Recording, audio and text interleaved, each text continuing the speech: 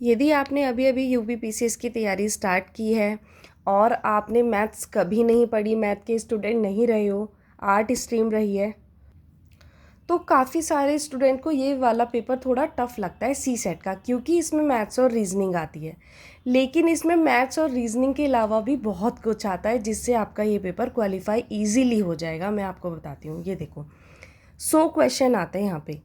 एक question 2 number का होता है, 200 मार्क्स का पेपर हो गया, 2 घंटे इसकी ड्यूरेशन होती है। सेम डे पेपर होते हैं, पेपर 1 जीएस, पेपर सेकंड सी सेट। अब आपको इस 100 क्वेश्चन में से केवल 33 क्वेश्चन करने हैं, 66 नंबर आपको लाने हैं और ये पेपर आपका क्वालिफाई होगा। इसमें मैथ्स और रीजनिंग को लेके आपको घबराने की ज़रूरत बिल्कुल नहीं है। सबसे पहले आप इसका सिलेबस समझो। इसमें सबसे पहले आएगी आपकी हिंदी। अब मैं आपको अपना 2025 का पेपर दिखाती हूँ सी सेट का। ये देखिए, ये है 2025 का पेपर। अब आप पहले तो इसमें हिंदी के क्वेश्चन देखो, 1 से लेके यहाँ 25 तक।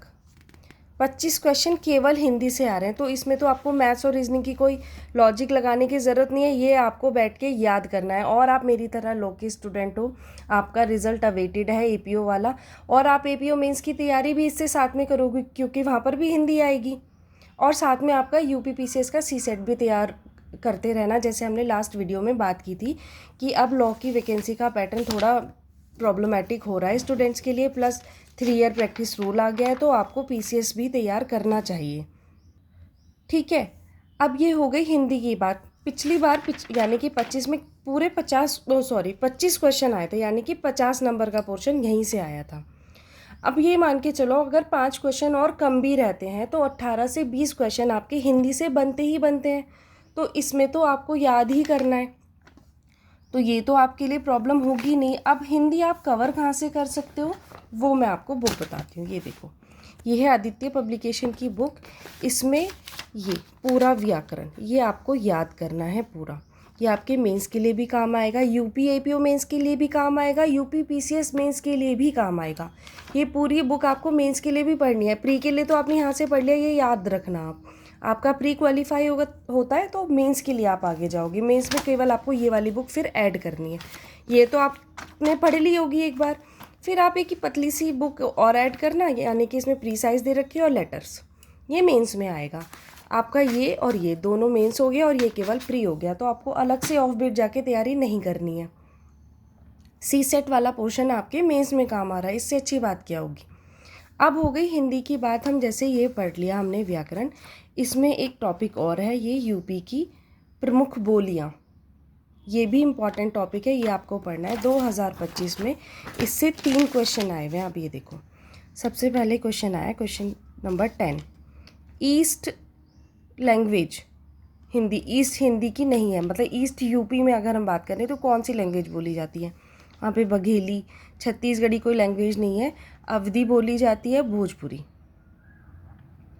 ठीक है, भोजपुरी वहाँ पे बोली जाती है, क्योंकि जो ईस्ट यूपी और वेस्ट बिहार वाला पार्ट है वो एक ट्रांजिशन वाला पार्ट है, वहाँ पे ये लैंग्वेज बोली जाती है। छत्तीसगढ़ी नहीं बोली जाती मेरे अकॉर्डिंग। मैंने ये आंसर लगा दिया, मेरे को, मैंने बाद में चेक भी नहीं किया कि ठीक है या नहीं, लेकिन मैंने इससे पढ़ा तो मुझे कहीं पे थोड़ा सा आइडिया था। फिर है क्वेश्चन नंबर 12, आगरा मथुरा को किस बोली का केंद्र माना जाता है? आपको पता है आगरा और मथुरा में ब्रजभाषा बोली जाती है। फिर है क्वेश्चन नंबर 17, झांसी के क्षेत्र में कौन सी बोली बोली जाती है? वहाँ पे बुंदेली। ठीक है, ये 3 क्वेश्चन आपके एक टॉपिक से आ गए। बाकी भी आप हिंदी देखो इजी ही आती है, मुहावरे हो गए, अनेकार्थी, तत्सम, तद्भव, संधि, समास, ये सब कुछ आपको व्याकरण याद करनी है, आपके तीनों एग्जाम में ये काम आएगी। फिर है ये पैरा, इजी होता है, बिल्कुल इजी होता है। आपने ये पैरा पढ़ा और इससे ये 5 क्वेश्चन इन्होंने बना दिए। ये 5 क्वेश्चन आपके गलत नहीं होते हैं, तो 25 क्वेश्चन आपके हिंदी से हो गए।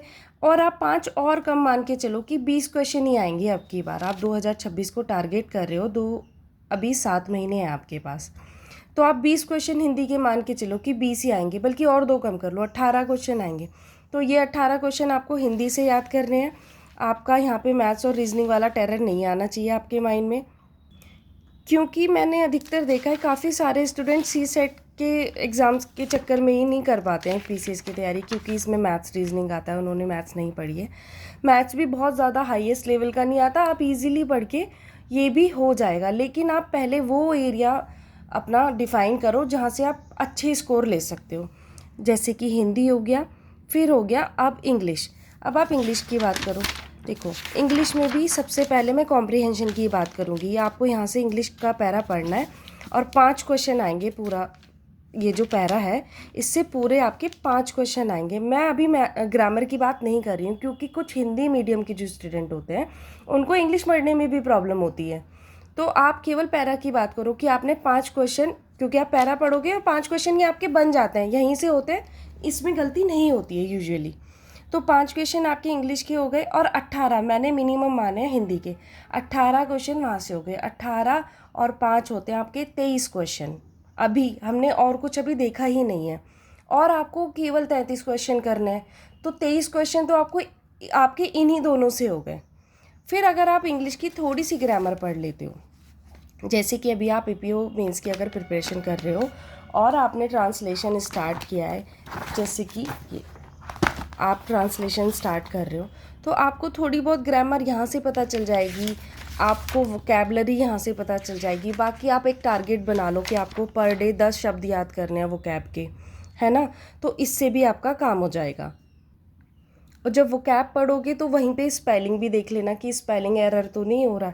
ये देखो यहाँ पे, और ये जो ग्रामर आती है ना बहुत थोड़ी सी ईजी आती है, डायरेक्ट इनडायरेक्ट हो गया, एक्टिव पैसिव हो गया, ये ग्रामेटिकल कोई एरर तो नहीं है, ये इजी आता है। थोड़ी सी प्रैक्टिस करोगे ये भी हो जाएगा, इसमें भी आपको ज़्यादा टेक्निकल इशू नहीं आएगा कि ये याद नहीं हो रहा है। ये डाटा रटने वाला है, हिंदी और इंग्लिश दोनों आपको बैठ के याद करने हैं।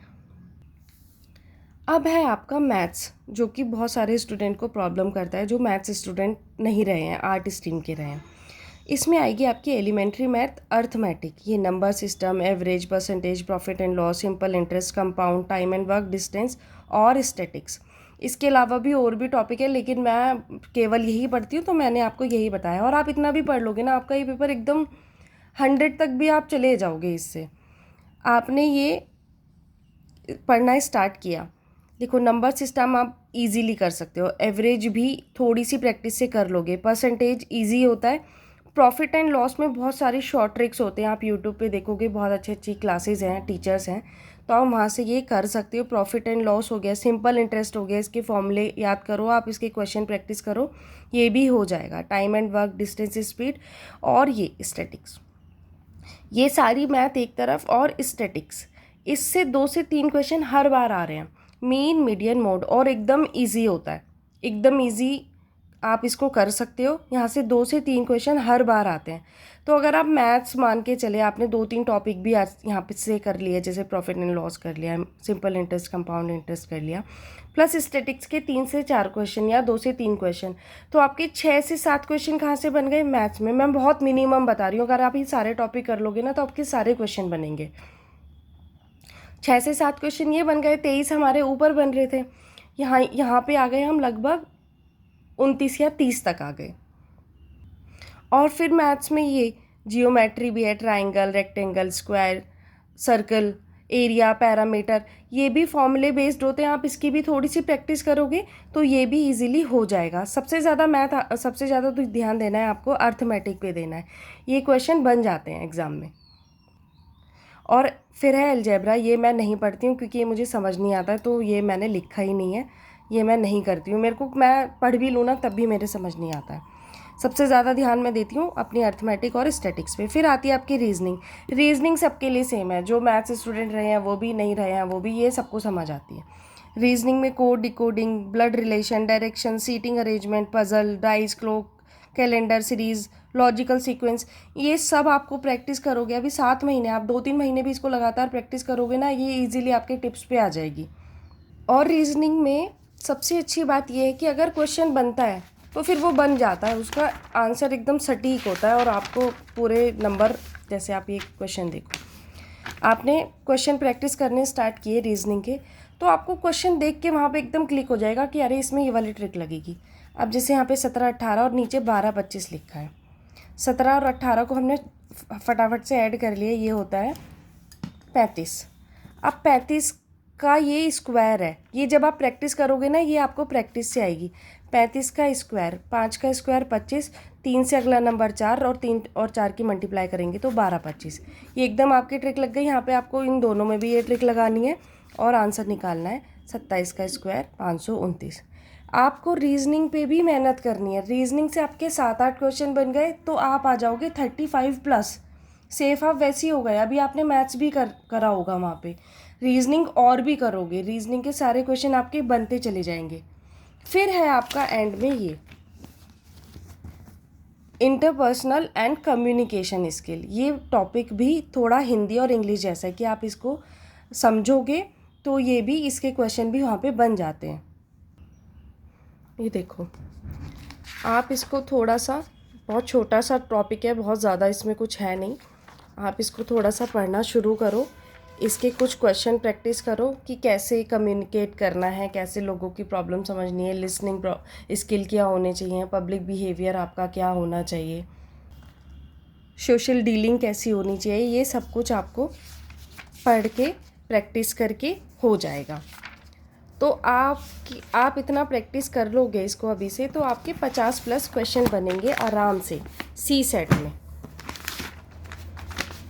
ये देखो, मैथ्स भी जो आती है ना, जैसे हम मैथ्स की बात कर रहे थे तो वो इजी आती है। और इसकी जो टॉपिक है ना अर्थमेटिक, मैं अलजेब्रा और जियोमेट्री की बात ही नहीं कर रही अभी, ये जो अर्थमेटिक वाले टॉपिक है इसमें हर चैप्टर में आपको शॉर्ट ट्रिक्स मिलेंगी।